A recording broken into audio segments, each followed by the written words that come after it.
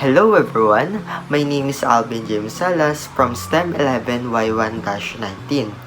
I'm here to give you an inside look into the world of education, from tips and tricks from studying to create ways to approach learning. I'm here to share my knowledge about conic section of parabola. So sit back, relax, and learn together. I hope you enjoy this video. What is parabola? A curve in which each point of the curve is equidistant from another point called focus, and a straight line called a directric. It is used to model the span of the Wannico Bridge arc shape. So this is our parabola horizontal equation. So meron tayong equation, focus, directric, axis of symmetry, latus rectum, offense. So sa bawat equation yan is may dalawa. May tagdadalawa. So sa dalawang yan magkakaiba yan. Na napapansin lang natin is parang pareho sila pero may magkaiba diyan. Pero may iba diyan na pareho lang. So tandaan po natin tong parabola horizontal. Ang pinagkaiba sa equation is may positive sa taas yung una, and then yung sunod is may negative. Ganon din sa focus, positive yung taas, negative yung una. Ganon din sa directric, negative yung una, magkabaliktad naman, negative yung una, positive yung pangalawa. Sa axis of symmetry, pareho lang. Sa latus and rectum ay ang pinagkaiba is positive and negative. Sa offense, right and left. So tandaan po natin yan. So, this is our equation parabola vertical naman. So, magkaibang horizontal at saka vertical. Ito naman, pareho lang din naman silang may equation, may focus, may directric, may axis of symmetry, lactum, rectum, opening, and ang pinagkaiba lang dito is yung vertical siya. So, nung una is equation yun sa horizontal. Ito naman, equation naman to ng vertical. So, ang mga pinagkaiba naman dito is ganun pa rin naman, may iba lang na equation talaga, na may iba talaga. So, magiging ito positive, tas ito negative. Sa focus, positive, negative, directric, negative, positive. Axis of symmetry, ang kinaiba is ayun yung x equals h. Pareho lang siya, pero ang kinaiba doon sa may vertical is y ang kinukuha. Y ang kinukuha. Sa lactum and lactum rectum, yan positive negative. Opening, upward and downward yung kinukuha. So yan, tandaan po natin. So this first example in parabola horizontal. So mapapansin nyo, meron tayong nakalist dito. So, yan yung mga sasagutan natin in just one example lang ha.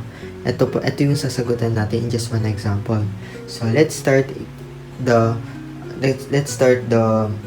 example. Example number 1. So, this is our equation. So, mapapansin mo, since horizontal lang kukunin natin, so, mapapansin mo, negative h siya. So, automatically, ang magiging equation natin dito is left. So, lagyan natin left. Left. So, ngayon, paano naman natin makukuha yung general form? So, ganito siya. First, since y, kasi copy muna natin to dito. So, copy muna natin siya dito. Liitan ko lang kasi mahaba siya. 2 equals x multiplied. So, copy natin to ng dalawang beses dahil may 2. So, magiging y plus 4 equals y plus or positive 4. So, wag mo muna itong pansinin or wag mo muna ilagay. Dito ka muna mag-focus. So, yan. So, gagamit tayo ng multiplication by times y times y times 4, 4 times y, 4 times 4. Ganun yung pag-solve ng multiplication. Hindi Hindi ko masyadong maalala kung anong tawag doon sa equation na yun. So, y times y is y squared. Tama? Y squared.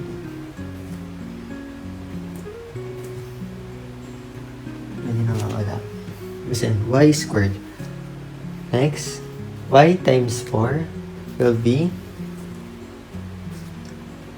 4y. Tama? 4y.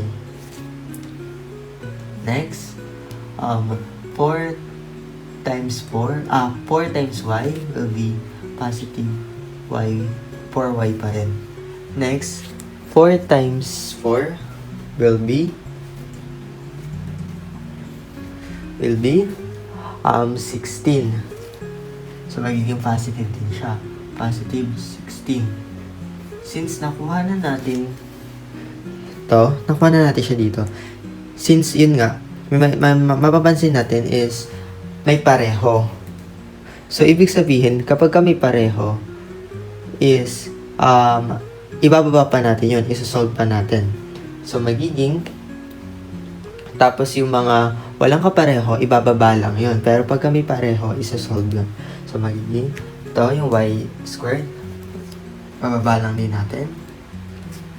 Since ito, pareho, ipagpa-plus siya. So, positive 4y plus positive 4y will be positive 8y. Since ito, wala naman, ibababa lang din. So, yan na yung sagot dun sa may y plus 4 squared. So, ito naman yung next natin. Ito, ibababa na natin yan dito. Negative 8. Parenthesis, copy lang po muna natin. So, ayan. Nakuha na natin yan. So, dito na tayo mag-start. Negative 8 times x.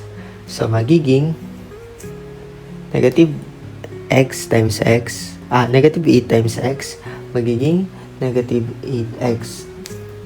Negative 8 times negative 5. Automatically, magiging positive kasi parehas negative.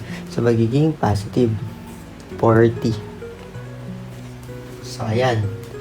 So, next, since nakuha na natin siya pareho, ayusin na lang muna natin para hindi tayo magkalito-lito. Ito, basta itong part na to, nandito yan, nakababa yan. Pero ayusin na lang muna natin. Ipagsasama na natin yung dalawa. So, ganito ang ayos niya. Mag-start tayo lagi sa, pagka may x squared, yun ang pinakauna. Kung sinong pinakamataas, yun yung una. Since yun, y squared, so dito siya. Sa unahan. Y squared, since x and y lagi, x ang nauuna lagi bago ang y. So, next, x. So, alin dyan yung x? So, ito, negative x. Negative 8. Next. Then, the next is positive y x. Positive y x. So, positive y x. Positive 8y. Sorry. Positive 8y. And then, the next is, ibababa na to automatically. 16. Then, yung 40. Sorry. Ang mangyayari pala dito, since ito is a transpose kasi natin siya dito into the equal para maging equal 0 is, yung negative pala, magiging positive. So, ito negative na to, magiging positive siya. Magiging positive 8x na siya. And then the next, etong positive na to, na nandito siya sa sa left side, nasa right side, magiging negative to. So, magiging negative yan, will be negative 40. Then, equals 0. So, yan. So, isosolve natin yan. At since yan, magkakaiba naman sila, ikakopy lang natin yan. Ito ang isosolve natin. So, baba lang din natin yan. Is 8x plus 8y. So, minus natin to. Ang magiging answer ay negative 24. Gives you. So, this is our general form. So, ito naman is a vertex, yung kukunin natin. And P-unit, focus, direct, and sunod pa yan. Sunod-sunod kukunin natin yan lahat. The next one is vertex. So, paano natin kukunin yung vertex? Magagaling na siya sa Y and 5. Yun na mismo. So, ito yung 5, ito yung H, and ito yung K. So, magiging 5 and negative. Automatically, pag negative, positive 4, magiging negative 4. Pag positive, negative 5, magiging positive 5. So, negative 4. So, and then the next is P-unit. Paano kinukuha ang P-unit? Ito ang equation ng P-unit. Negative 4P equals yung 8. Ito, yung 8 na to, ang ilalagay dito. Negative 8. Then, sa sariling number, sarili niya, i-divide lang natin. Negative 4.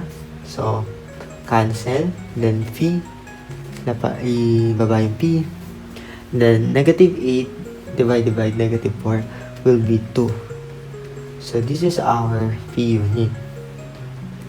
P unit is 2.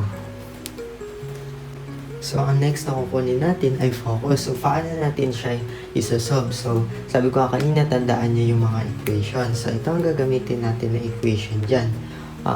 H, negative P, quit, and parenthesis. So, paano natin malalaman o paano natin ito masolve? So, sabi ko sa vertex, yung 5 is H. While yung negative 4 is K. Then yung phi natin is 2. So, paano yan? So, yung H is 5. Negative. Yung P, 2. Fit. Yung K is negative 4. So, 5 minus 5 minus 2. So, magiging 3 over negative 4. So, this is our focus.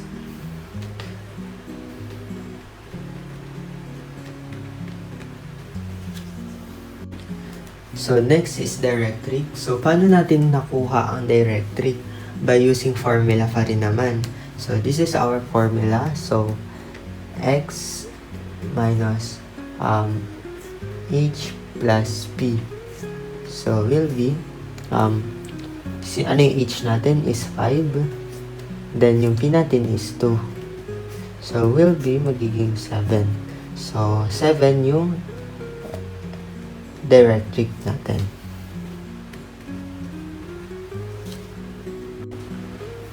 So, the next, how to get access of symmetry. So, madali lang naman yon. So, pagkabisado nga natin yung equation. So, this is our y equals k. So, ano yung k natin is negative 4. So, ayun. Yung access of symmetry natin. Binura ko na agad. Kasi madali lang naman siya. Next is latus.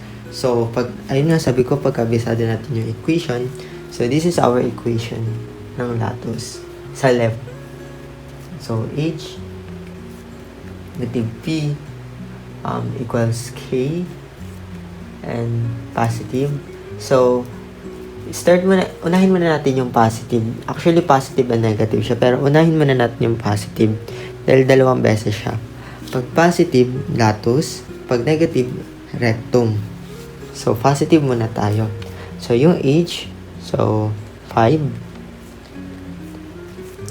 So, yung P is 2. Yung K, negative 4. Positive muna tayo. Then, bring down 2. Yung P is parenthesis. Magiging times yan. So, kunin muna natin tong ito. So, 5 negative 2 So, magiging 3. Bring down muna natin yung negative. Sige. Idiretso na lang natin para mabilis. So, 2 times 2, 4. Then, negative 4. 2 times 2, 4. Then, negative 4 plus positive 4 will be 0. So, this is our rectum. Lactum. Lactus. So, the next one is rectum naman yung kunin natin. So, ganun pa rin naman. Sabi ko kanina, pareho lang. Next naman is negative na tayo. Kasi tapos na tayo sa positive. So, H, nagiging 5 minus V. Yung V natin, 2. Then, yung K, negative 4. So, negative 2, bring down to yung V, 2. So, ngayon, paano naman natin yan kukunin ngayon? Ganun pa rin, 5 minus 2, 3. Diretsuhin na natin to. So, negative 2 times 2 will be negative 4. And then, negative 4 minus negative 4 will be negative 8. So, this is our rectum. Automatically.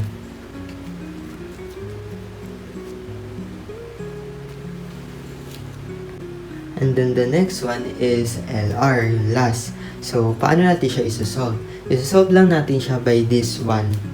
Yung negative 8 na yan, magiging positive lang yan. So, 8 units.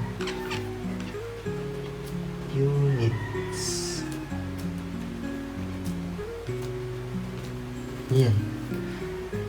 And then, kompleto na yung first example natin. So, this is our second example. So, horizontal pa rin naman siya, pero right naman tayo. So, ganun pa rin naman siya. Wala namang pinagbago. Hindi. May pinagbago siya ng slightly, pero right siya. So, since napansin natin, wala naman tayo nakitang negative or positive. So, automatically, positive yan. So, ang gagamitin natin yan ay right.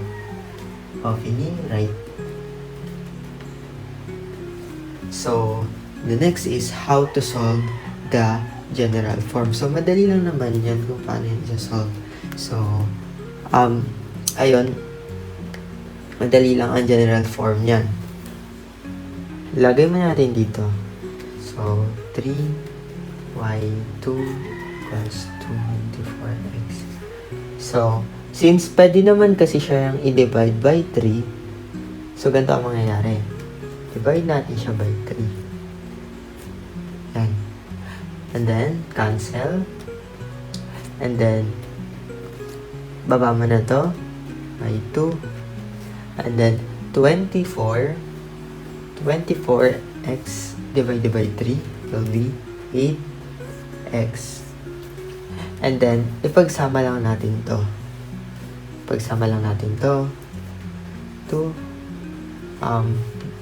Minus, kasi ita-transpose, so magiging negative siya. From positive to negative. So, this is our gen form. So, the next one is a vertex. So, paano natin makuha ang vertex? Since sa equation ng example number 2 ay walang vertex kasi walang dalawang naka-parenthesis. So, automatically 0 yun. 0 siya. Lagyan natin 0. Wala siyang tinta, pero ayan, 0 yan. And then the next is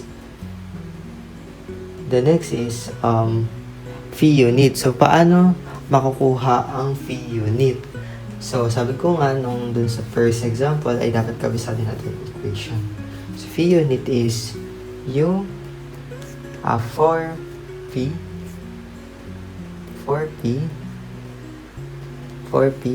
is equal to 8.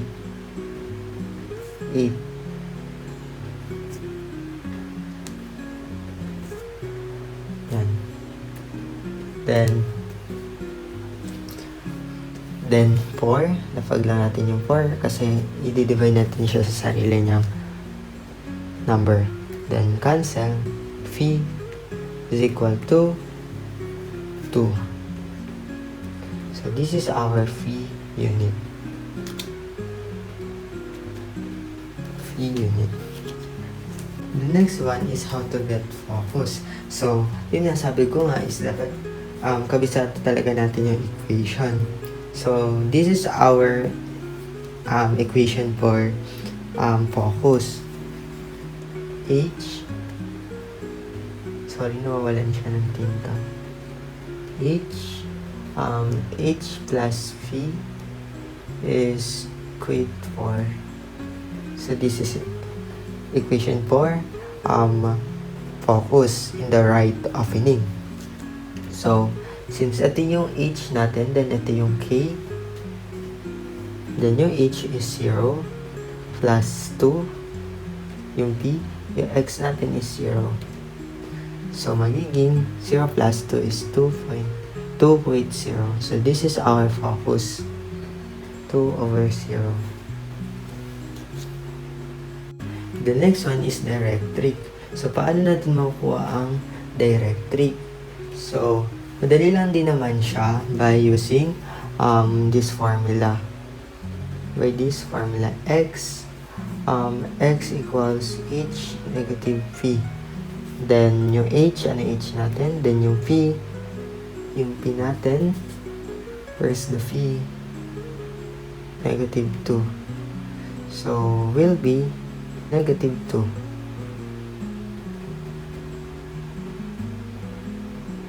Yan.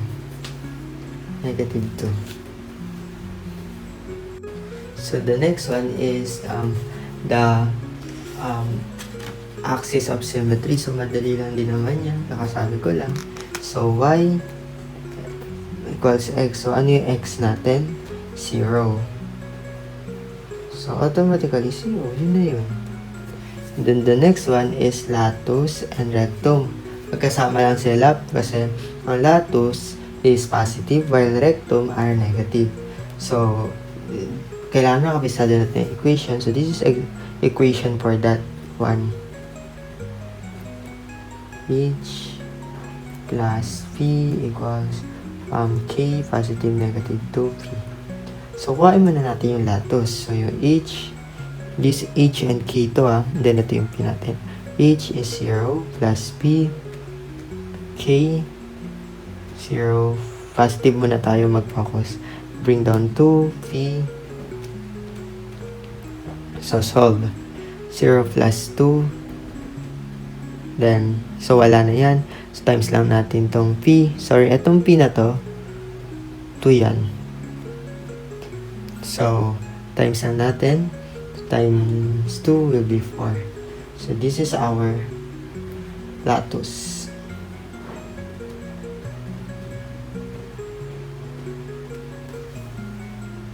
So, the next one is negative naman tayo. Negative naman tayo mag-focus kaya rectum na tayo. So, ganun pa rin naman yung equation. Yung pag-solve natin. So, H0 0 pa rin naman siya. Wait, nawawalan kasi siya ng tinta. Sorry. 0 plus P2. Then, yung K natin is 0. Negative. Bring down 2. Yung P natin is 2. Parenthesis times. Then, 0 plus 2, 2. Wala na yan. So, focus tayo dito sa negative 2 times 2 will be negative 4. So, this is our latus. Negative 4. The next one is tutuloy ko na rin tong LR. So, madali lang naman yung LR. Makukuha natin ang LR by this 8.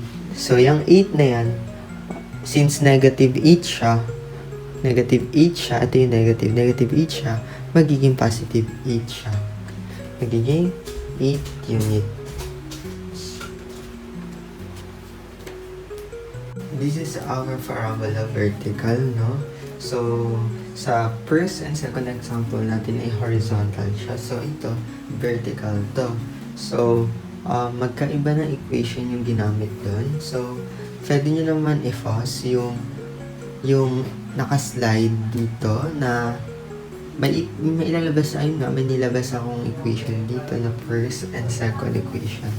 So, ayun, i-pause nyo na lang from my video. Then, yun nga, let's solve this one. So, opening, since positive siya, automatically upward siya.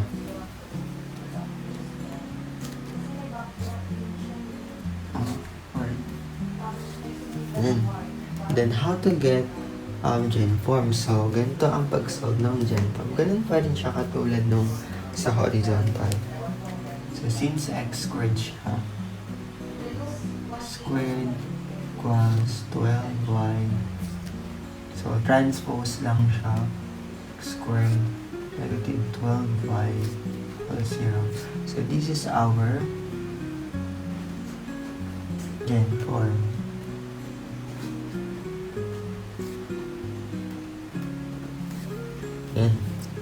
So the next one is vertex. How to get vertex? So since wala siyang vertex kasi wala naman tayong nakitang dalawang parenthesis. So ang mangyayari dyan is automatically 0 over 0 siya. And then this yung h and x. Ayan sa taas, h and x. The next one is how to get the p-unit, no? So, ganito lang naman ang pag-solve ng p-unit. Again, pag alam mo sa isip mo or kabisado mo siya, masasolve mo siya ng maayos. So, ganito yung pag-solve ng p-unit. Again, 4p. Oh,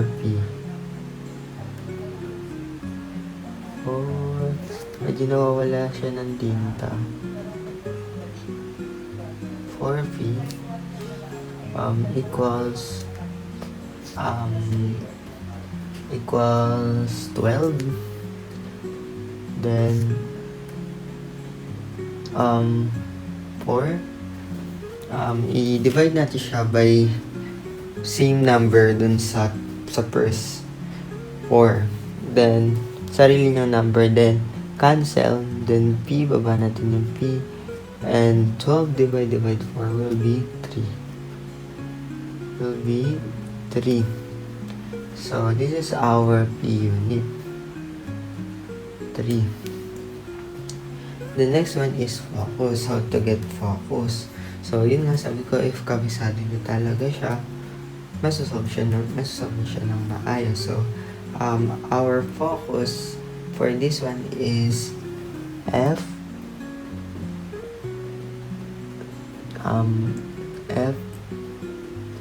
wait, nawawalan siya. F with k plus p. So, yung h natin is 0. Yung k natin 0. Then, yung p natin is 3. So, solve natin to. 0 plus 3 is 3. So, 0.3 yung 0.3 and 0 and 3 yung focus natin. So the next one is directric. So how to get directric? Makukuha lang natin siya by this formula. Y dito ko na lang ilagay. Y equals wala kasi. Y equals K minus P. K minus P yan ha. So, ano yung isa yung K? So, yung K natin is 0. Then, yung P natin o minus P is 3. And wala siya. Minus 3. So, equals negative 3. So, this is our directric. Each K to a K. Yan. 0.3. 0.3. Negative 3 is our direct. So, how to get axis naman? Ang axis naman is makikita mo lang siya sa from H.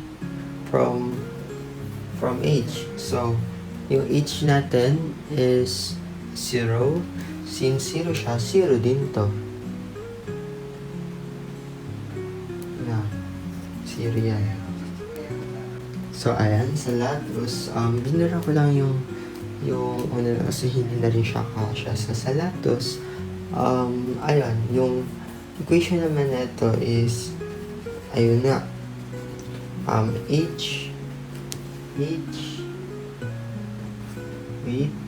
ulit siya, positive, negative, 2p, with k plus p. So, this is the equation for that upward. So, ano yung H? Again, pag positive, latus. Pag rectum, negative. And then H. So, yung H is 0. H is 0. Plus 2p at 2. Then yung P is 3. And then yung K is 0. Plus P, ano yung P? 3 ulit. Then, solve natin. So, 0 plus 2.3 will be 6. Then, 0.3 is 3. So, this is our latus. 6.3. The next one is rectum. Ganun pa rin naman pero negative. So, copy na lang natin. Pero negative yung unahan. 3, then 0 plus solve natin. 0 minus 2.3 will be 0.6. Then 3 pa rin. So, this is our latus. Rectum. Sorry, nalilito ako. Yan. So, the next one is our LR. So, paano nakukuha yung LR? Dito lang makukuha ang LR by this negative 12. So, itong negative 12 na yan, magiging positive unit. Will be positive 12 units. And so, this is our third example. So, this is our activity, no? So, nagbigay ako ng 3 activities na para ma-solve nyo din siya ng maayos. And I assume you na ipopost niya siya, then isosolve siya. So, ayan, naka-specific naman tayo. Kukuhain na din siya sa vertical, horizontal. So, depende sa horizontal kung left or right ba siya. So, sinabi ko kanina, pag positive, ganyan. Pag negative, ganyan. Yun din siya malalaman. So, yan. So, this is our activity number 1. And solve na natin. So, naka-specific naman siya vertical. So, opening. Since positive siya, automatically, upward yung gagamitin natin equation. Upward siya.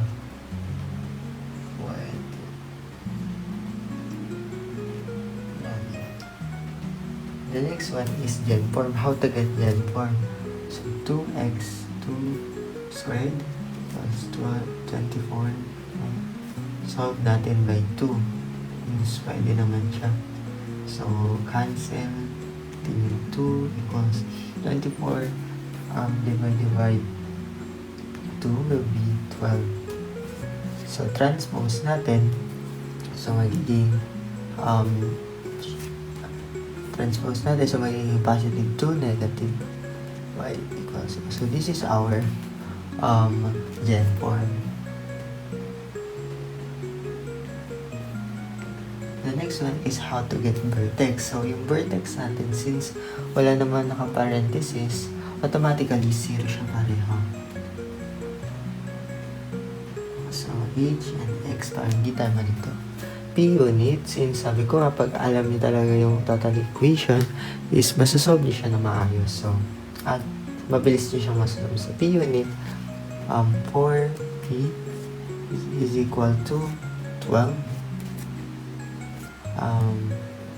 Solve 4 divide by 4 sa same number niya. And then, cancel. Bring down P. Then 12 divided by 4 will be 3. So, this is our P unit. Focus. How to get focus? So, yun na. Since, hindi ko naman din ganun kakabisado. Pero, naaalala ko naman siya. So, the next is focus. So, at yung equation ng focus, lalagay ko ulit. HK plus P. So, H, ano yung H natin? 0. Then, yung K natin, 0. Then, yung P natin is 3. So, solve natin. 0. Then, 0 plus 3 is 3. So, 0 with 3. 0 and 3 are focus. Directric, how to get directric by using this formula. Y, dito ko na muna lagay. Y equals K minus P. So, ano yung K natin? 0. And then, yung P natin is 3.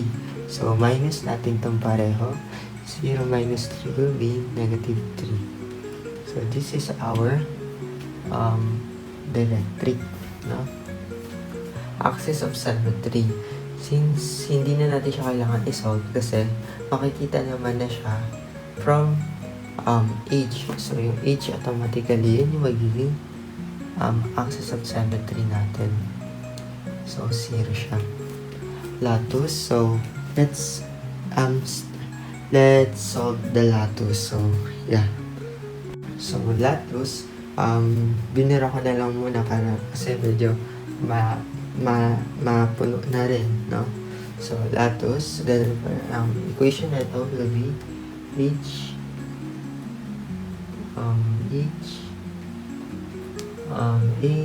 plus negative 2P K plus P. Yan. 2 negative H. Hindi siya makita kasi nakakalawalan. So, yung H natin will be 0. Mag-start tayo ng positive kasi ang negative rectum. So, positive 2. Yung P natin is 3. Then, K, ang K natin is 0. Yung P natin is 3. So, solve natin. 2 times 3 will be 6. Tama. So, 6. And then, 0 plus 3 will be 3. So, this is our latus. 0.3. The next one is rectum. Lagahin lang natin to pero negative 2. So, 0, negative 2.3. And 0 plus 3. So, minus will be negative 6. So, plus 3 will be 3. So, this is our rectum. 3 over. So, sa LR naman, paano kunin yung LR? LR, makikita lang siya dito from negative 12. So, yung negative 12 na yan, magiging positive 12. And, lagyan lang natin ng units. So, this is our first activity answer. So, this is our second activity for horizontal naman. So, let's solve it. So, opening. So, mapansin natin is negative 9 siya. So, automatically, pagka negative is left. Pagka right is positive. So, left siya kasi negative. Natin left. Left. Sorry, na-orange na tinta. Left. Left. Then left. The next is Genform. How to get Genform? Copy muna natin. It's negative 9x.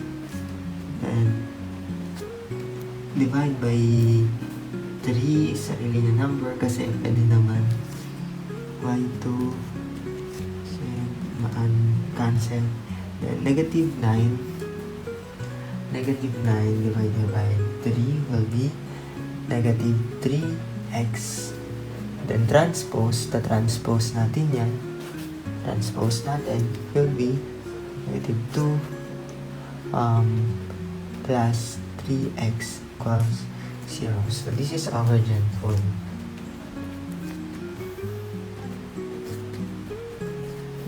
So vertex. Next is vertex. So since sa vertex natin is wala naman, kasi wala naman ng positive na parenthesis, so automatically 0 yan. 0. So ito yung H and K. So the next one is P unit. So how to get P unit, no? So ganito pa rin naman siya. 4P is equals to 3. So 4 and 4 cancel P. Since hindi siya pwede, so automatically is ito na mismo yung sagot. Meaning 3 over 4. This is our P unit. So focus.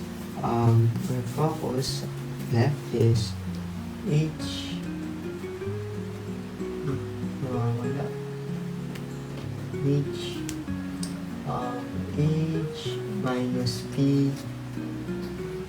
K. P to a P and K. And parenthesis. Ano yung H? 0 minus P. Ano yung P natin? 3 over 4. Then, yung K natin is 0. 0. Negative 3 over 4 will be negative 3 over 4 is 0. So, this is our focus. Negative 3 over 4 is 0. Directric. So, how to get directric naman, no? By using this formula, x equals h plus p. So, yung h natin is 0. Then, yung p natin is 3 over 4. So, the answer are 3 over 4. 3 over 4. So, plus 3 over 4 will be over 4. The next one is axis of symmetry. How to get axis of symmetry? Since ito yung hinahanap yung k, automatically 0 din ito. K lang naman kasi yung hinahanap eh. So, the next one is latus, no? How to get latus? So, by this formula, left, h minus p equal with k positive negative 2p. And so this is our equation. So yung h, what is h? 0. Yung p natin is negative over 4. Yung k natin 0. So positive po yung start natin.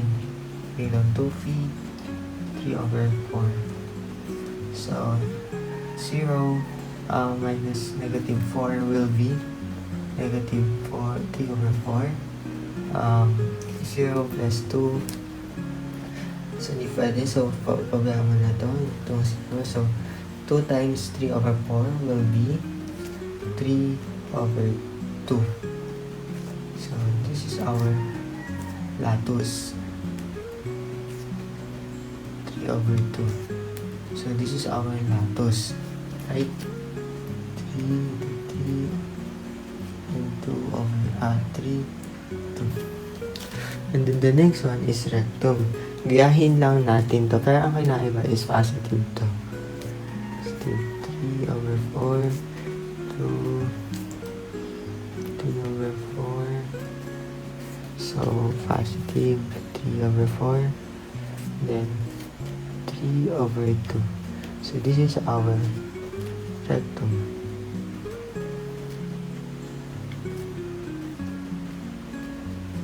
Then the LR, makukuha natin ang LR by this formula. Since positive 3 siya, magiging negative 3 siya. 3 units. So this is our second answer in the second activity. So this is our last activity sa pinasagutan ko. So medyo mahaba-haba tong solving natin. So let's get started. So since positive siya, so automatically ang gagamitin natin yung equation dyan ay right. So lagyan natin sa din is right. So gen form, how to get gen form? So solve muna natin. Lagyan muna natin siya dito. Ito na lang. Y plus 2 equals to 6x. So y plus 2, gagawin natin siyang dalawang beses na ganyan.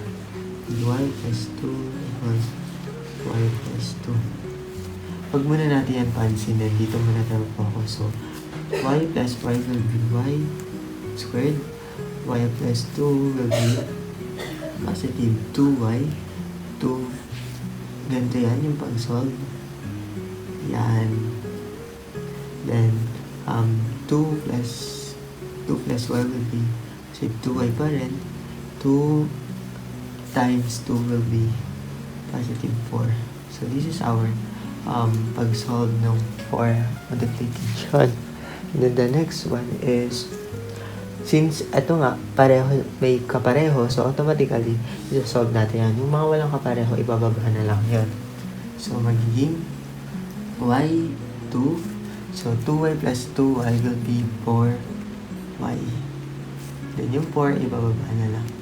Then, equals natin yung 6.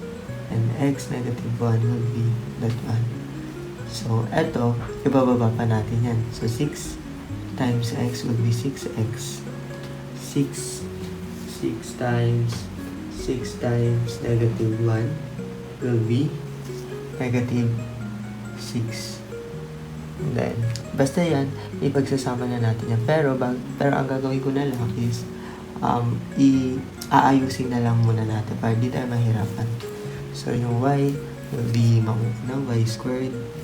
Next is x, 6x, then plus 4y, then ibababa na natin yung 4 and negative 6. So, ang isa-solve lang natin dyan is ito. Diba?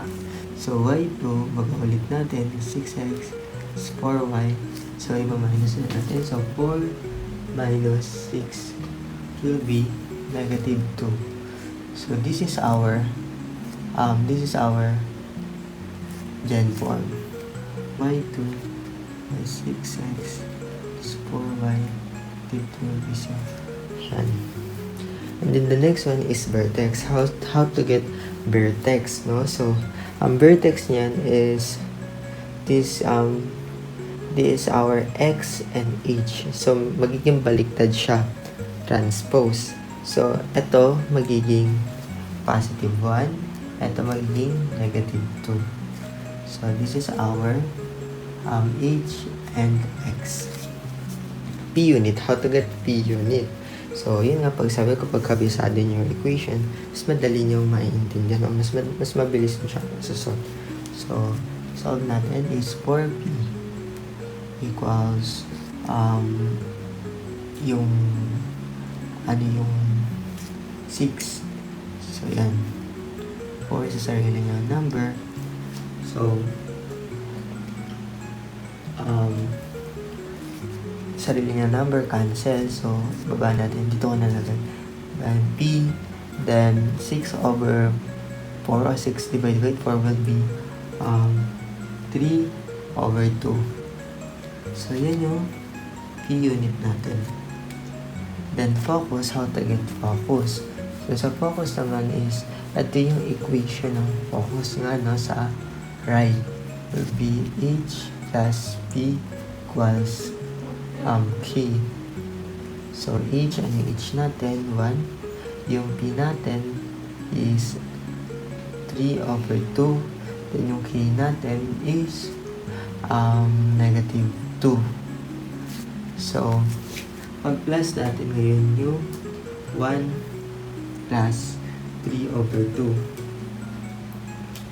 So, ang magiging answer are 5 over 2. 5 over 2, then copy the 1. So, this is the focus for this answer. 5 over 2, the negative 2. Directric. How to get directric? By using x equals h minus p. So, ito lang yung equation dyan sa directric. So, h, ano yung h natin? 1. Yung p natin is 3 over 2. So, ima-minus lang natin siya. So, pagka-minus, ano yung magiging minus nun? Then 3 over 2 will be negative 1 over 2.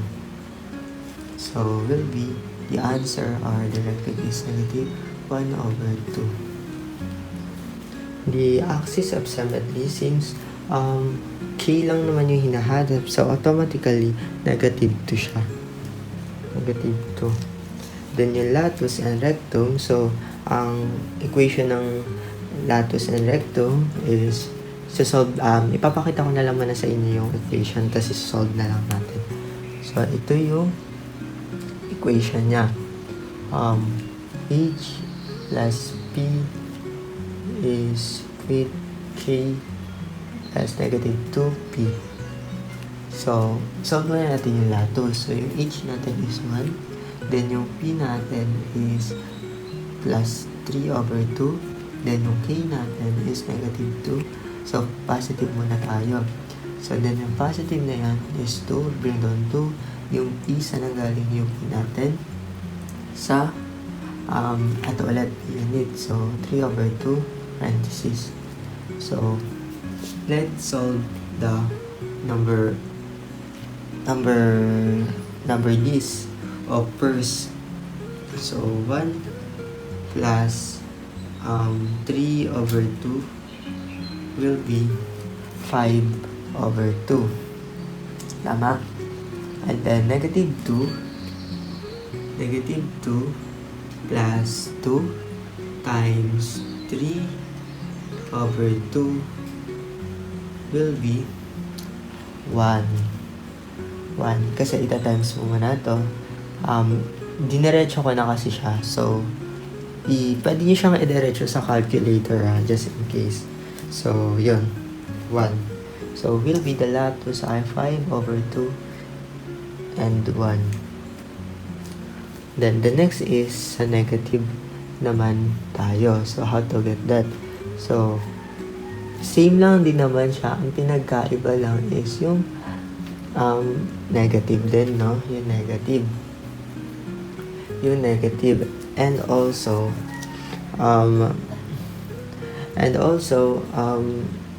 ay same lang siya actually. Yes, negative. Kasi ang ibig sabihin ng negative is rectum. So, lagay na natin 1 plus 3 over 2 negative 2 negative 2 3 over 2 parenthesis. So, 5 over 2 pa rin. Negative 2 minus negative 2 times 3 over 2. So, will be negative 5. So, this is our rectum. Diniretso ko na lang siya sa calculator. If meron naman kayo, lalabas yun. 2 and negative over 5. So, yan. So, how to get the LR? So, yung LR natin, dito lang din natin siya makukuha sa 6. So, yung 6 na yun, since positive yan, magiging negative 6 siya. Negative 6 units. Yan.